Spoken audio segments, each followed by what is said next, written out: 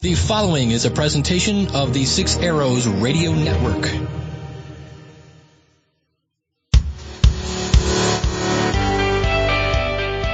Welcome to the Modern Christian Men Podcast with your host, Cale Nelson.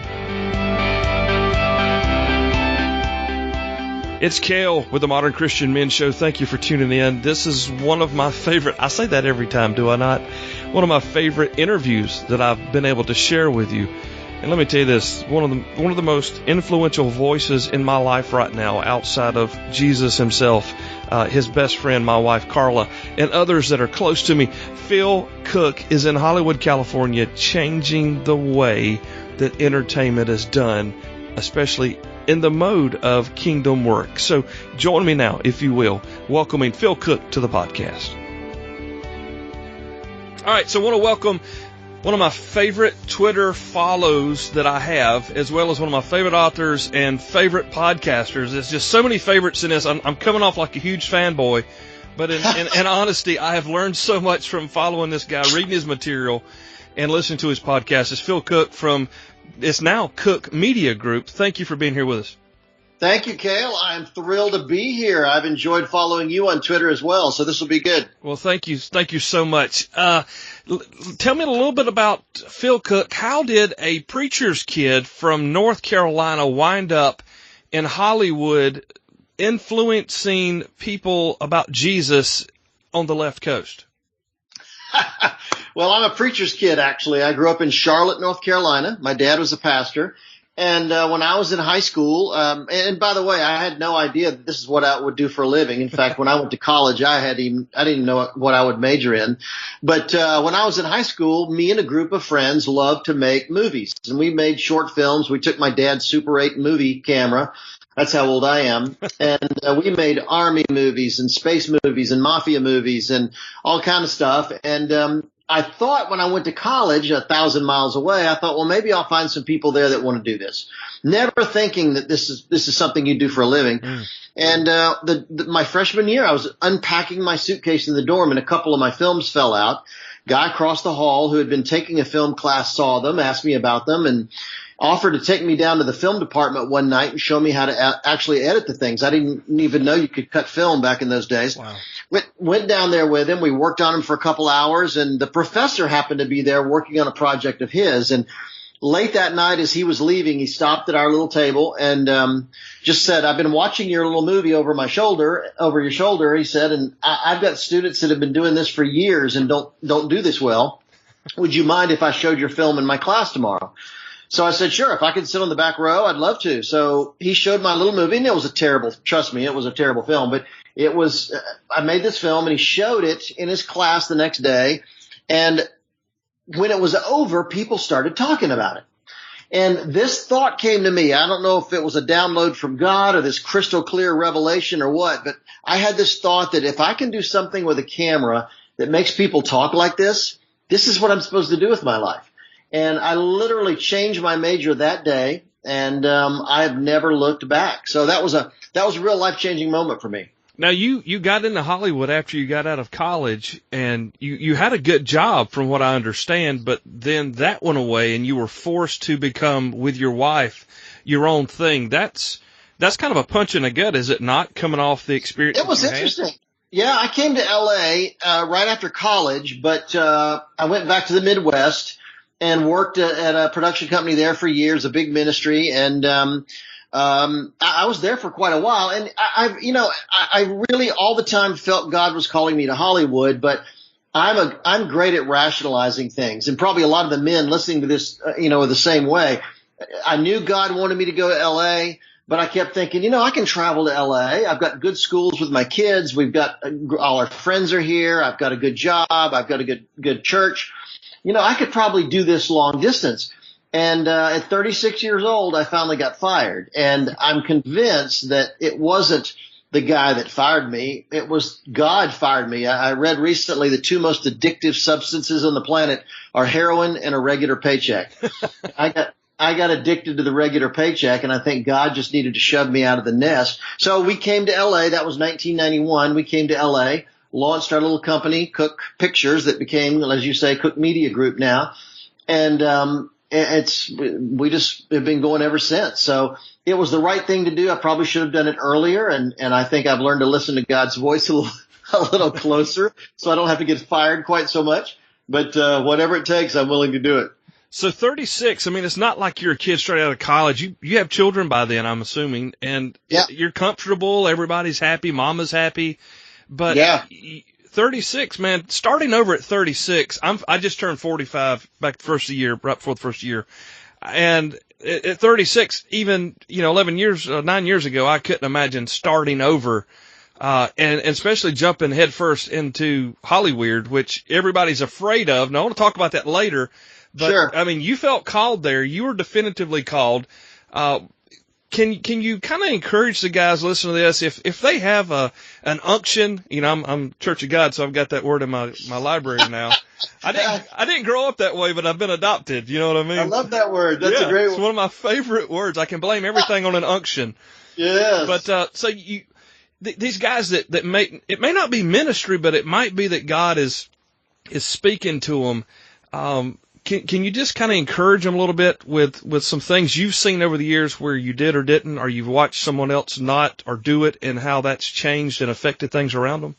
Absolutely. I think that's a great question. Most people say that God opens doors for them. With me, God shuts doors because I'm always trying everything. I'm looking at this option and that option, and should I do that? Should I do that? And so I think God shuts more doors than anything else just to keep me in line. But I do think that I tell people very often that when you hit a wall, which I did getting fired, when you hit an absolute wall, it's actually the best thing that could have ever happened because your decision is made. Mm-hmm. You don't have to fluctuate. You don't have to waffle. Your decision is made. And so for me, I had no other choice. I knew there was no other kind of work like that for me in the city where I was in. I had to make a move to LA. And so it was pretty much the decision already done. So first of all, I would tell people that don't worry about hitting the wall because it could be a great, great thing for you if you look at it. The second thing is, change is really hard for people. I wrote a book years ago called Jolt about positioning yourself in this world of constant change we live in.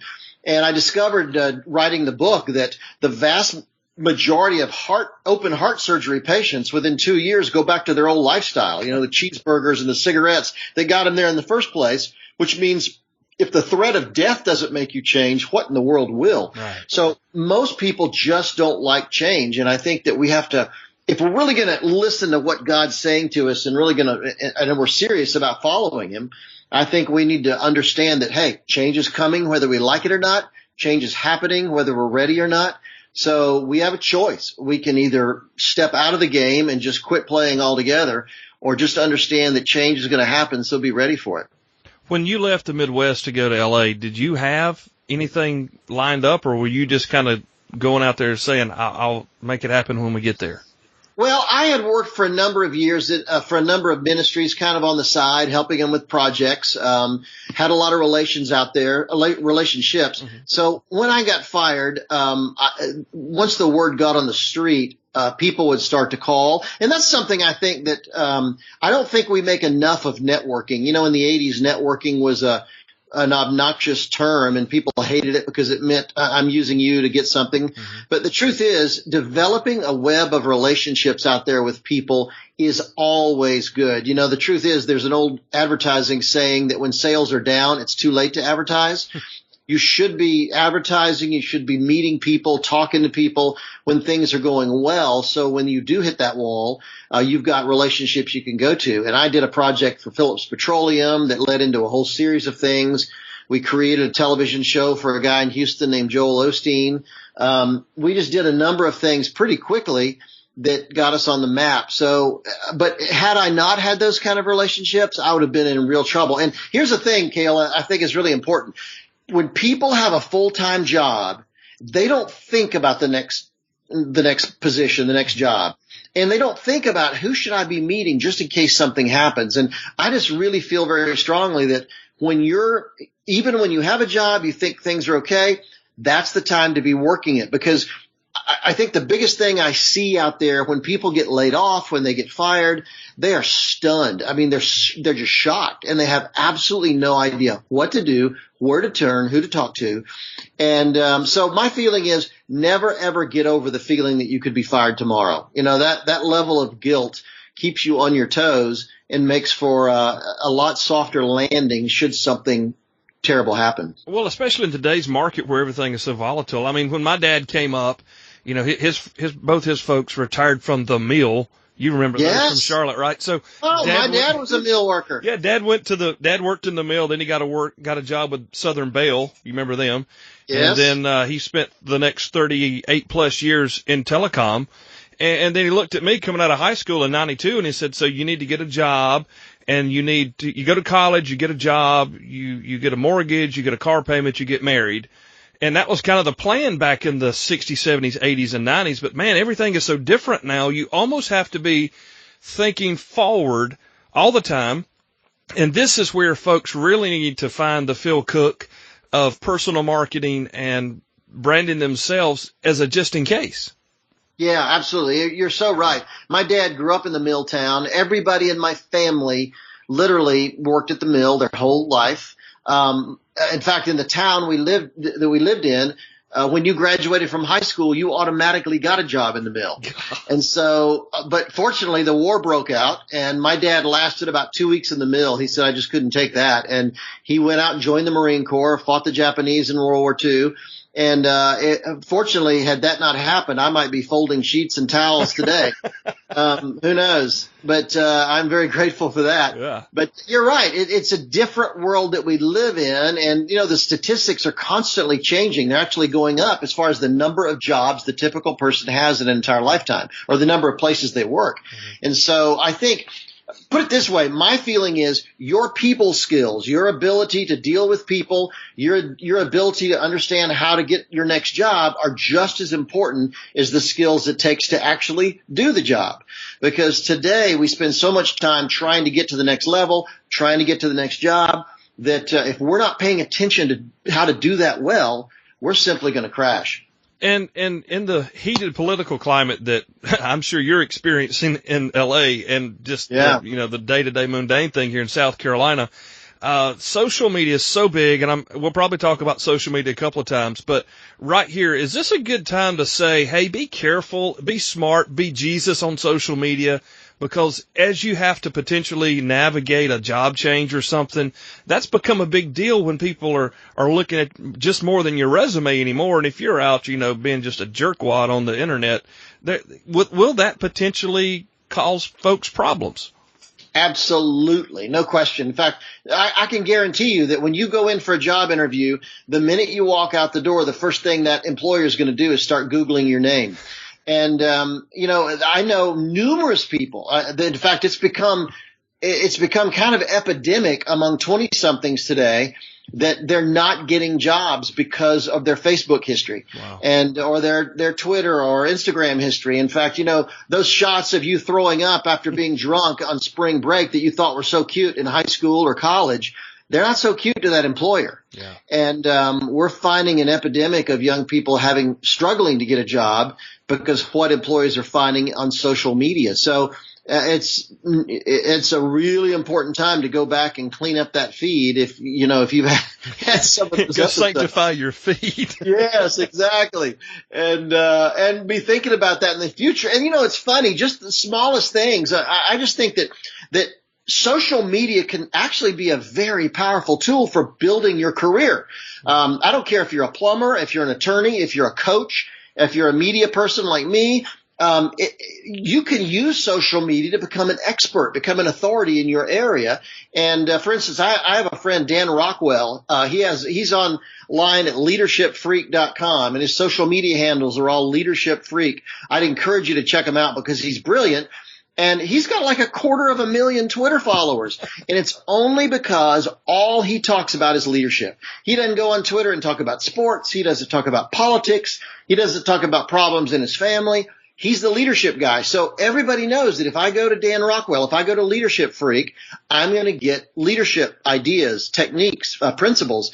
And so as a result, he's got 250,000 people following him on Twitter. He's going to have a job for the rest of his life. He's going around consulting with companies. So it's a great example of how anybody could start to use your social media to build your reputation, build your career as an authority.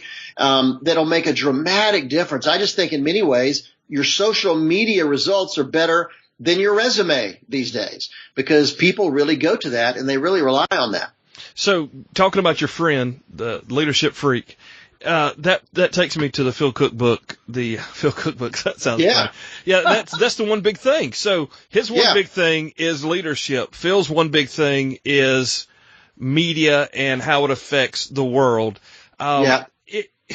Can we get too focused on one big thing? Say like we're a pastor and we're focused entirely on our job as pastor of our flock of 150. And can we miss something by focusing too much, or is it really important whether we're a pastor or bivocational, if we're working in corporate, or like you say, we're self-employed, we're a plumber? Can we overdo that?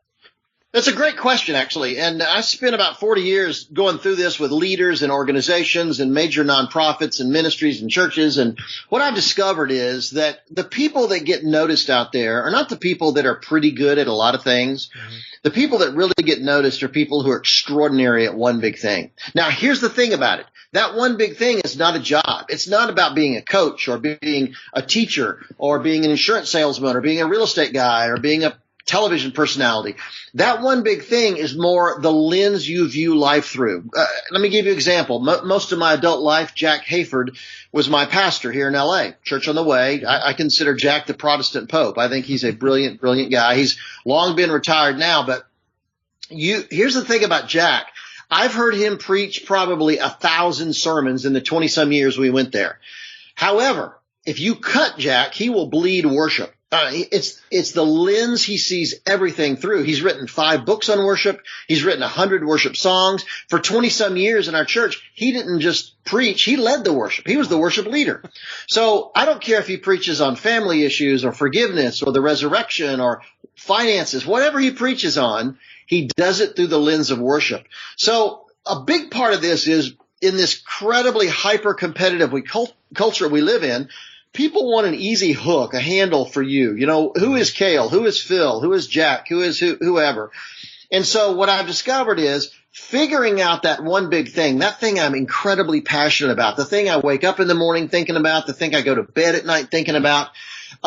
That's the way. It doesn't mean that's all you do for the rest of your life, but it kind of becomes the lens, the perspective that you see life through. So with me, I love sports. I'm crazy about football. I love all kinds of snow skiing. I'm interested in all kind of stuff.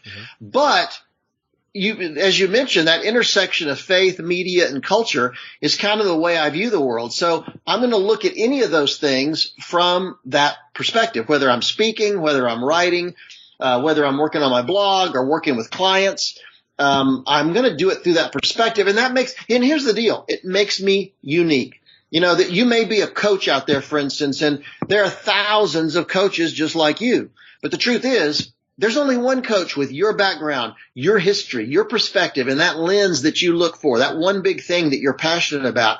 There's only one of you. And if you can figure out what that is, that immediately makes you stand out. And by the way, while it may seem like that's narrowing your options, it's actually opening up your options because it's making you unique, and that's what matters. Because we have, correct me if I'm wrong here, but I'm thinking we have so many people who really don't know the OBT. I mean, they're just kind of floundering, and since they don't know, they're going off in so many different directions and trying to find or running away from, like I did for many years. So they're out there, and they're so broad they can't be noticed anywhere.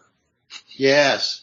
Yeah, that's a great point. And the truth is, it's not a mystical thing. As you mentioned in my book, One Big Thing, Discovering What You Were Born to Do, I talk about 3 or 4 steps that will help people figure it out. And it's more of, one of the suggestions I put in the book is, remember back to high school, when you sat around the prom committee or the homecoming committee and everybody said, Bob, you're good with numbers. Why don't you do the budget? Or Susan, you're great in front of people. Why don't you host? Or Sam, you're really creative. Why don't you come up with a theme? Other people notice what your gift is sometimes long before you do. And so think back to the times that people looked at you and said, you know what, you're creative, or you're good with people, or you're this. Those kind of things from your past can start to help you figure out what is that thing that I do well. And of course, other things that, what comes easy for you. I used to direct a lot of sports for ESPN on television early in my career. And I would meet athletes who would tell me, Phil, I was just the fastest guy on the block growing up, or I was the guy that could always catch the ball no matter what. And sometimes we don't think about what comes easy for us. What are you really good at? We just somehow discount the fact that we have gifts and talents that our friends and other people don't seem to have. And if we start really focusing on that gift or that talent or that ability, who knows how far we could go, because we all have that in some capacity. Now, does the one big thing have to turn into a salary, or can it be the ministerial gift back to the body by kind of like, I guess you'd say in air quotes, bivocational or something, to share that with the kingdom? Yeah, it's interesting that I find I have a blog at philcooke.com, Cook with an E, by the way, if I may shamelessly self-promote it. Absolutely. In my blog, I've written a couple posts in the last year or two on the number of brilliant people who had day jobs. A good example is William Faulkner, one of the greatest novelists in American history, had a day job. He was the postmaster in Oxford, Mississippi. There are all kinds of Philip Glass. Philip Glass had a day job. In fact, he was a plumber, enjoyed doing plumbing work. And I had a friend one time that actually had him come and fix his faucet. And Kurt Vonnegut, one of the greatest novelists of the 20th century, was a Saab salesman. So what I'm finding is people in Hollywood, people who are great writers and artists and thinkers, often will have a day job. So the one big thing they discover, maybe that leads to financial success and you can live off that, and it's great when it happens. But sometimes it's more of a calling. It's more of something that you feel I'm going to do no matter what. I mean, writing is a good example for me. I don't get rich writing by any means, but I've written about 8 books, and people love them, and they become calling cards for me. They've helped us with our business. They get me invitations to speak, but they're not profit centers for me or our company at all. But I'm so obsessed with writing, I just have to I have to get it out. So I'm happy to write for free no matter what. Don't tell my publisher that, but I'm happy to write for free. So it could go either way. The key is your life will be so much more fulfilled when you figure it out and you're able to do it whether you get paid or not. The other day I was listening and I was getting caught up. I'd been sick and I'd kind of gotten behind on my podcast listening, and I listened to the Stop Giving Advice When You're Not Asked For It episode. And, it just hit me in the face, because we're all so much smarter than everybody else. Oh, yeah. And I listened to it and I said, I am going to implement this. This is my new one big thing for this week. I'm not going to be offering advice everywhere. And then my cousin Rob sends an email from his ministry, and it's just a huge wall of text. And I text him on the phone and I said, call me when you can. He calls me and said, hey, man, I'm sorry I asked you to call me. And he said, why? I said, because I want to offer you some advice that you haven't asked for, and I've told myself I'm not going to allow myself to do that. And he's like, what are you talking about? I was like, Phil Cooke, man, he's got me messed up. And I said, we've got to get you. I said, can I give you some advice you didn't ask for? And if you'll give me permission, I'll share. And he said, sure. So I said, MailChimp.com, man, just go look it up. We'll figure out how to make you some cool emails for your ministry. But I caught myself, because here I was, thought I had this thing figured out, because it worked well for me with my ham radio show. And I, you've done things and they work, so you see a mess and you try to fix it. But that show spoke to me directly. And speaking of all these different types of callings and jobs and abilities and whatever, I know some of us who are in a position, like with my ham radio show, it does create that expert of the field thing. Although I was kind of the dumb guy asking the questions, I still became an expert in the field of asking the dumb questions everybody was afraid to ask. In that genre. But we all think we have something to offer. How do we really stop for just a minute? And I'll put a link to that particular podcast episode in our show notes. But how can we stop for just a minute and catch ourselves so that we don't get in front of somebody's learning? That's a great idea. It's a great question, great thought. Where that podcast episode came from is, you don't have to be married very long to realize you don't need to be given advice when it's not asked for.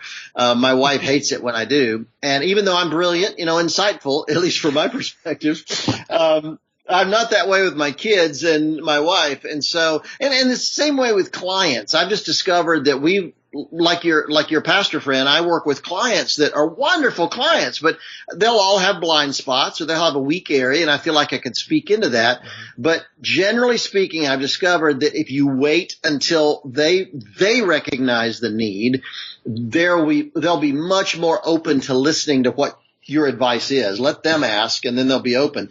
I used to just drop my brilliant golden nuggets of advice all over the place, and wasn't long before I realized nobody was paying attention. And so I'm a little more judicious and careful. But the truth is, we just need. I think it comes. We need to listen more than we talk. One of my big pet peeves is we don't listen enough. I just had a conference call with a person who just dominated the entire call. It was 4 of us on the line, but this one person never stopped talking. I mean, I don't know if he took a breath. I don't think he did during the entire hour call. And that just turns everybody off. And so I think if we learn to no matter how passionate we are about wanting to share something in meetings, for instance, what I'll do is I'll just sit there and listen, and if I have an idea, I'll just jot it down on a piece of paper and wait for an appropriate moment to bring it up. I just think interrupting people is bad. Constant talking is bad.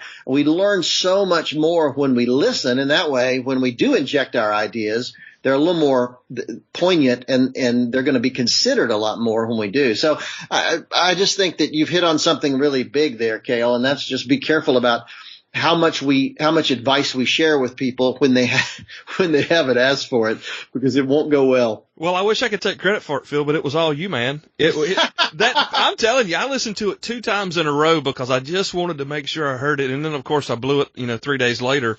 But it was so timely, maybe just for me, maybe nobody else, but that one really spoke to me. A lot of great podcasts, and we'll link the Phil Cooke podcast into the show notes. Your media group. Let's go back for just a moment. You lost your job in the Midwest. You made some connections through networking, and networking is so much fun sometimes. So you made these connections, and you were able to kind of land some jobs, get your feet under you in LA, and it wasn't the culture shock that I think. I've been to LA. I spent about 60 hours there one time. It's a great place, but I was glad to be home.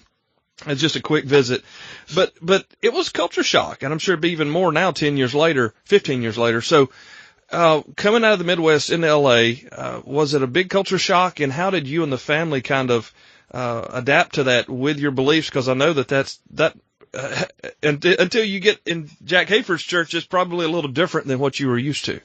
Yeah, and it wasn't a huge shock for me, largely because during the time I was working in the Midwest, I was coming out here on a fairly regular basis doing some projects, because this is kind of the heart of the media world. Right. And so it wasn't a real shock for me. However, I do get it. I get parents calling me all the time saying my son is a film student, he's a Christian, he wants to come to LA to pursue his career, but I'm terrified, should I let him, and things like that. And I think what I've discovered about Hollywood is, first of all, I would love to convey to people across the country that Hollywood is not the enemy.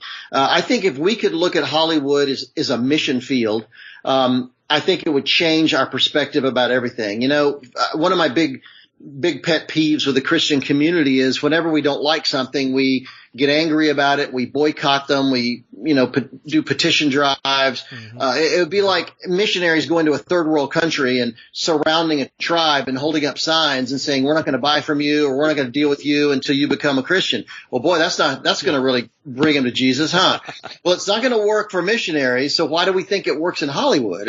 One major denomination a number of years ago did a boycott of a major studio out here for 7 years. The problem was, during those 7 years, the studio's profits just went straight up, right through the roof. And after a while, the head of the denomination called me and said, would you set up a meeting between me and the CEO of the studio? Because this is embarrassing. We look like we're idiots. Yeah. And so the bottom line is, I think there are Christians in remarkably high places in Hollywood who are trying to be missionaries from the inside. And when we criticize Hollywood, when we're constantly complaining about Hollywood on social media, or ministries who are doing, boycotts and petition drives against movies or TV shows they don't like, that makes it more difficult for the people that are inside. I'll give you a great example. I had a meeting not long ago with a really high-level studio executive at a television network, and when I brought up Christianity, he said, "Oh, I know Christians. Those are the angry people." He said, "Those are the people that get mad. Every time I do a show they don't like, I get flooded with phone calls and letters." And so all he knew of Christians were that we're the angry people. And it just hit me. We got to do a better job of engaging the culture today, because if that's our reputation, that's not a good reputation. So I just think that I think we'll do better by training up young filmmakers, young actors and actresses to come out here and make an impact in the industry. That's where I think we'll make a huge difference. Now, going back to your podcast, yep. Recently you had a lady on that overseas started a prayer ministry for folks in Hollywood. Very intriguing show. I want to make that connection potentially with her husband, who is who writes songs, as a composer there in LA. I think that'd be a cool show. But anyway, maybe later. I'll hook you up. Thank you. That was a nice way for me to ask without asking, but thank you. That was a great show. Because I have to say, that was pretty smooth. I was impressed. Thank you. I've been married 20 years in one day. Okay. So, yeah. But I was listening to the program and I was so convicted by what you guys were saying. And I know that sounds real churchy, but honestly, it was almost heartbreaking to know, because I am no fan of what comes out of there by and large, especially being a father with a bunch of kids and seeing it just continue to deteriorate. But when I learned that there were people out there who were saying, "Please pray for me," I was taken back. Years ago, the band Payable on Death, or POD, the lead singer's name was Sonny. He's got big old long dreads and he's been making music forever. I remember I was in radio and there was an interview that Toby Mac did with Sonny from POD. And he said, "Please pray." This is the Sonny guy who was kind of a secular Christian rock band. "Please pray for me. These places are so dark." And I had forgotten that. And when I heard your podcast about the prayer network for Hollywood, it really took me back to that. And I felt so just disgusted with myself, because I had not even thought about that in so long, realizing that there are brothers and sisters of ours out there who are in the ditches and trying to be the best they can, just like you and your family, to do your best and shine the light for Jesus. Man, that's something that, out here in the Bible Belt, we never even consider. How can we be better at that? Well, it's interesting. And the truth is, it's perfectly natural that people would feel that way. I totally get it. But the truth is, most people at high levels of Hollywood weren't raised as Christians. They weren't raised in Christian homes or communities. And so it's perfectly natural. I have a feeling at the highest level of the attorney world, most of them aren't Christians. Or the highest level of the sales world, most of them aren't Christians. And so the problem with Hollywood is they just have an enormous amount of influence over our culture because of the kind of things they produce. So my feeling, I learned early on just to be me. And the funny thing is, I don't pull back. Everybody knows pretty much that I'm a Christian, but they also know I'm not a jerk. And I care for them and I love them and try to reach out and engage with them. I think Christians so often come off as really condescending when it comes to people in the industry, and I don't think that helps at all. And the funny thing is, I'll tell you, a really funny thing is, as Karen said on that podcast, that, by the way, it was Karen Covell, who's the founder of the Hollywood Prayer Network, and the listeners can find her at hollywoodprayernetwork.org. And her thing is just to really help get that message across that Hollywood is a mission field, and she travels around the country speaking, and she's quite brilliant at it. She was a producer for the Biography Channel for years and did a bunch of other projects, and her husband is a composer, film composer, music. And so they're fascinating couple. But one of the things Karen has said that she loves when she goes into studio executives or producers' offices and meets with them, at the end, she'll often offer to pray. And she said she's never once been turned down, even by raging non-believers. People who aren't even remotely interested in being a Christian love the fact that you're willing to pray for them. So that's an open door. That's a way to start that conversation just by offering to pray for somebody. And it's certainly worked with Karen, and I think it's fascinating. Well, I love that, because how many times I know have offered to pray for someone who I know is a believer, and it's almost like they're afraid that you're trying to be nosy about their situation or something, when these people who aren't believers, they're just genuinely moved by her compassion, by having enough time in her schedule to say, hey, can I speak on your behalf for just a moment to the Creator of all things? True. Absolutely. Absolutely. No question. And that's a great lesson for us all, even not just in Hollywood, but for people around us in our community who are the dregs of society. I don't say that with any condemnation. I'm just saying those who you are afraid to come to your church building on Sunday morning and sit on the front row because they may smell bad. It's the same thing. They all just need Jesus. Period. Yeah, I posted on Instagram the other day that most of us spend our lives trying to avoid the very people that Jesus reached out to. So I think we've gotten our priorities a little bit whacked. Yeah. Tell me about producing stuff for Hollywood. I know that you did the Hillsong music film. My daughters love that, by the way. It's a lot of fun to watch. It was great. Your wife is an actress. Yeah. So how does you grew up in Charlotte, so it's Mayberry around here, right? So the majority of the U.S. is Mayberry. You're in the hot seat. How is it to be involved in the process out there? And like your wife stars in films and whatnot. How does that all work, man? It's just so foreign to us. It's almost like it's another planet. Well, it's really not.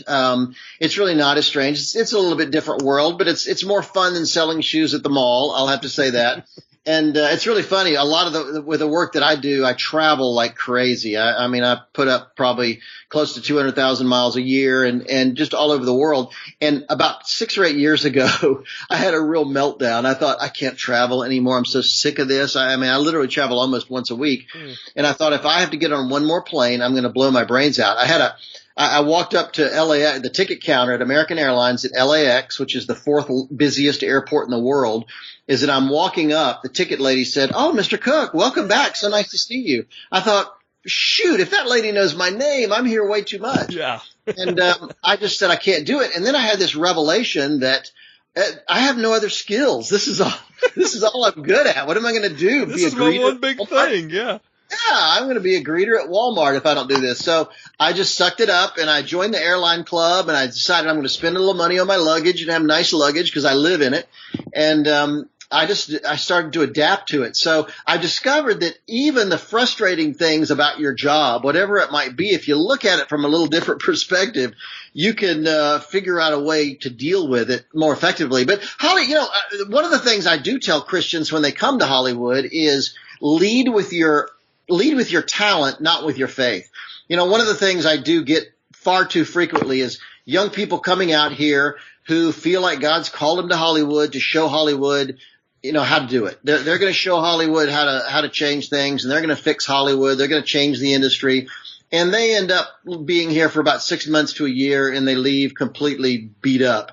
And the thing is, you walk into a producer's office and tell him God sent you to change the industry, he's going to laugh you out of the building.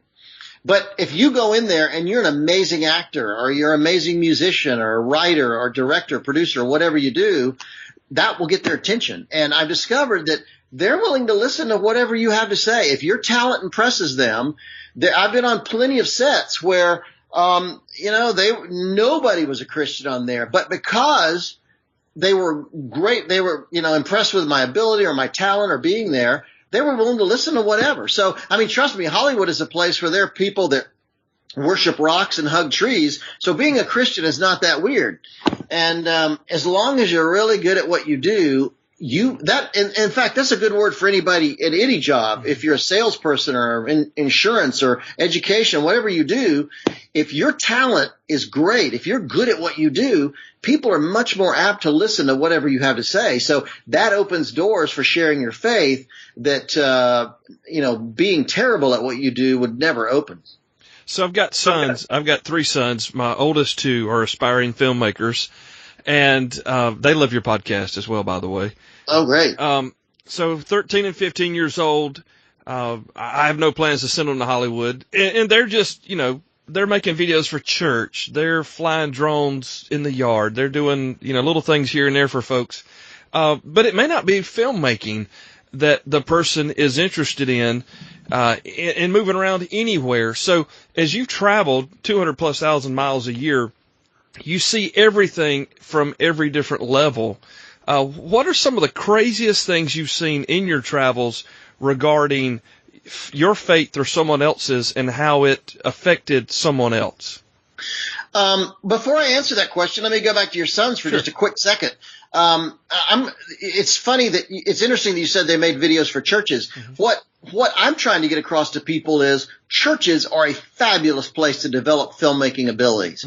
I can name you 2 or 3 guys I know right now that have amazing TV commercial contracts or feature film deals who got their start filming in churches. So churches are making movies nowadays. They're doing an amazing number of short films and short videos. And if you're a young person or you're a father of a young person listening to this, get them plugged into a church and get them volunteering or helping on the video or the media team there, because I'll tell you something, they can open doors. I was in New Zealand just about 6 months ago speaking at a couple churches there, and one of the churches had just done a major feature film that has gotten international distribution, and it was a church. Wow. And so a filmmaker from Hillsong has now got a big contract in New York doing commercials and feature films. And a friend of mine who was the filmmaker, the video guy at Elevation Church up in Charlotte, now has a commercial deal here in LA. He's doing A-list commercials for major companies. So church, there's nothing. I wish more people would look at the possibility of helping your church out with videos, because it could be a real career launcher for people. So that's my word about them. Encourage them, have them keep doing that, because it could end up with some amazing results. Regarding weird things I've seen out there as far as being a Christian, trust me, there are so many weird things about being a Christian. That's one of the things I love about being a Christian. You never run out of weird things you see. I don't know where I would actually begin. Hone in on that a little bit more. Okay, let's just go overseas. Since you spend time out of the States, we already know that you're living in like a really weird place we'd consider Hollywood. But even weird, crazier stuff that you might have seen, say, overseas, working on some sets or interacting with someone from an entirely different country. Way of living. Well, what's interesting is people overseas generally don't have the preconceptions that a lot of Americans have. So, for instance, they don't understand that there's supposed to be Christian movies that have altar calls at the end and don't have cuss words in them. So they're making major movies for primetime secular television that are driven by Christian a desire to convert people to Christ. So when you overseas, people don't have those kind of things. And it's a really interesting thing to watch. We've done a lot of work in India. We have a nonprofit called the Influence Lab, and we use that to try to raise money to help train media professionals overseas, Christian media professionals overseas. And we've been to India 4 times where we trained filmmakers and writers and musicians and actors. And we did a competition for short films. One of the problems there is that there's so much stress on young people with exams. You want your kid to raise your kid to do really well so he can help carry the family and take over for you when he's grown. And as a result, there's enormous pressure when exams come around. And when kids don't do well on exams, the suicide rate skyrockets in India among young people. And because it's so embarrassing to go back to your family and tell them you didn't pass, and the pressure is so great. And so we encourage a project. Let's do some short films on that subject, and we raised the money to help them do it. And young Indian filmmakers did some remarkable things that had been playing all over the country. And so People overseas. I spent a number of years training 60 filmmakers who are all Christians in Russia. Now, all 60 of them are working at the Russian film studios in Moscow. So you can get the gospel into powerful places. You know, one of my feelings is if you reach the artist, you can reach the world, because they're going to go out and make films and music and television shows and write books, and it just the story grows. So I'm just a big believer in what we can do to help train media professionals internationally who happen to be Christians to share their faith in a much more high impact way. So let's bring it back down to the Cooke household. Cooke with an E, by the way, guys. Thank you. Yeah, you know, it's so hard, we say, to get up and read our Bible every day. It's so hard to say prayers specifically with our wife before we go to bed at night, or you know, maybe take 30 minutes for some intimate time of meditation. Don't take that the wrong way, with Sure. Jesus, to gain knowledge, wisdom, discernment from Him, either through prayer, you know, reading the Bible, studying, something like that. Man, how does Phil Cooke, traveling 200,000 miles a year on an airplane, how has he balanced those things by raising children, being married to the same lady all these years? What's your secret, man? Because a lot of guys are curious right now. How does this guy hold this stuff together? I don't have a secret, but I'll tell you what I've learned, and that is, by the way, I have two daughters. Both are grown. One's 30, one's 33. I would have liked a son, but the risk of 3 daughters was too great, so we quit. He's right, guys. I've got 2. That's enough. Our oldest, Kelsey, has our granddaughter and a grandson, so we finally got the grandson along there. But here's what I've discovered. Place, location, and time are absolutely critical. So what I've learned is, number one, find the time of day when you're most creative, when you're most when your thinking is clearest. For me, it's early morning from 6 a.m. to noon. I can write, I can think, I can create like a crazy person. After lunch, not so much. I can do interviews, I can do meetings and travel and things like that, but I'm not going to create anything significant after lunchtime. Other people, my wife is more of a night person. She really blows up at night. That's when she wants to do her creative work. And what I've discovered is, you know, we all operate in circadian rhythm. Some people are morning people, some night, some after. There's a small sliver who are afternoon people. Whatever it is, find your time and then block it as much as you can. Certainly a lot of your listeners have a day job and they can't have total control over their schedule. But for instance, when I worked full time, I realized I was a morning person, so I would come into the office 2 hours early. I came in at 6 a.m. every morning. I wrote my first 2 books in that 2-hour period from 6 to 8 in the morning when the phones weren't ringing, nobody was coming in, nobody bothered me, nobody interrupted me, just because I could focus so well. So whether it's, you know, devotions, reading the Bible, studying, praying, whatever, figure out a time when that's the best for you. Me, it's morning. So I get up and the first thing I do is go in and read the Bible, read the newspaper, pray, do all that stuff, write, whatever I want to do where I need to be at my best.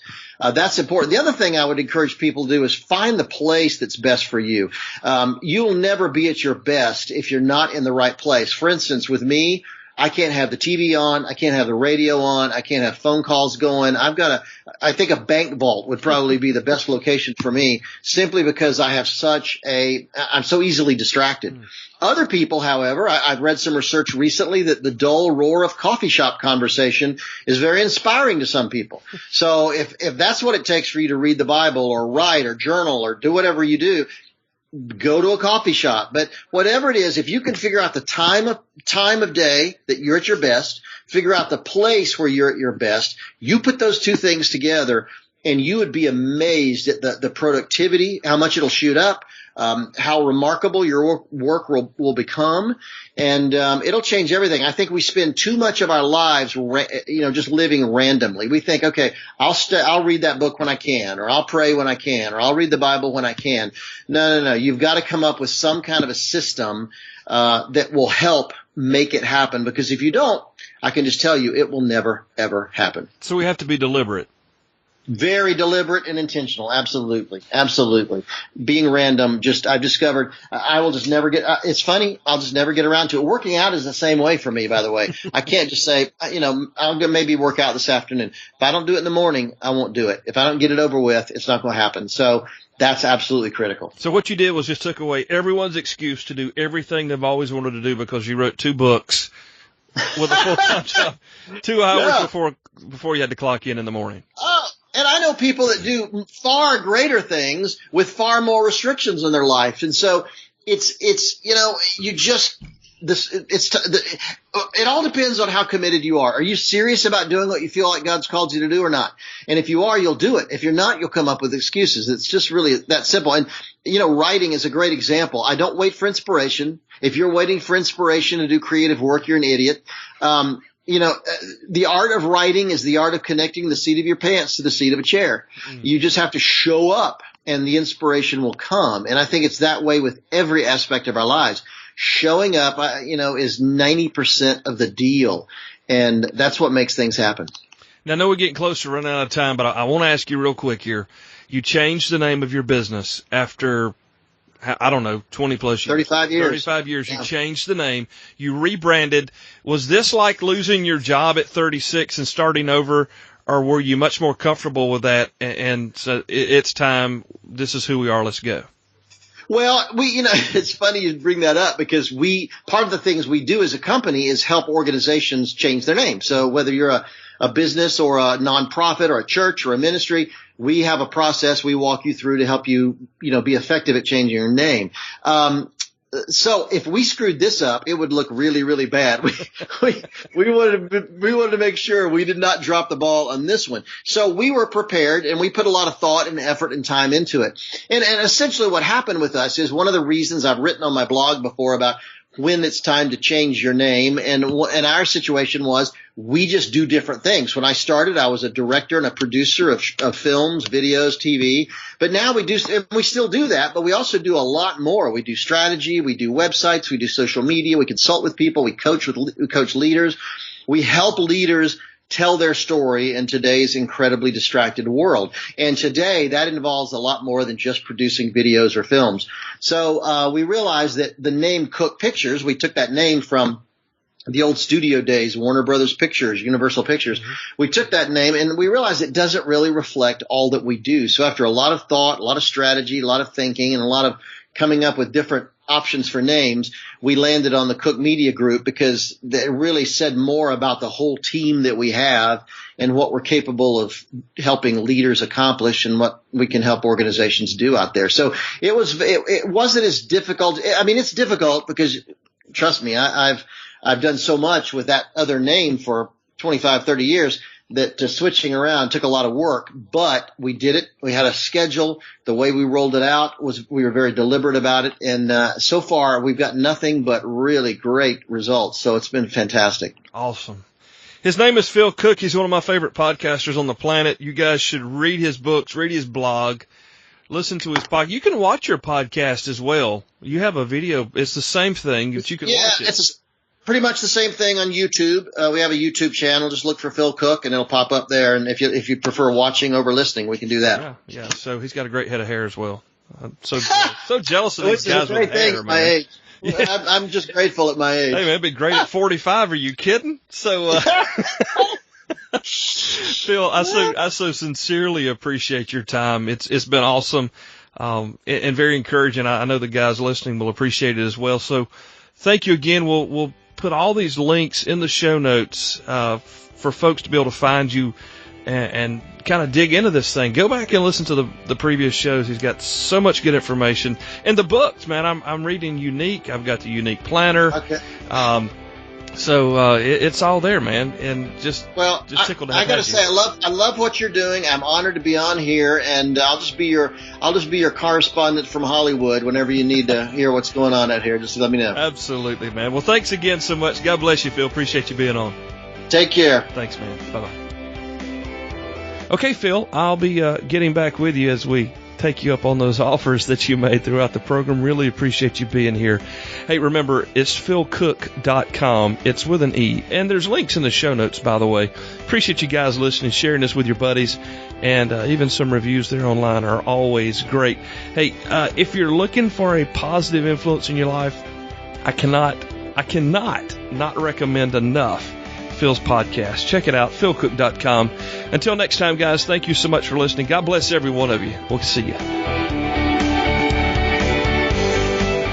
Thank you for listening to the Modern Christian Men podcast. You can find us online at modernchristianmen.com.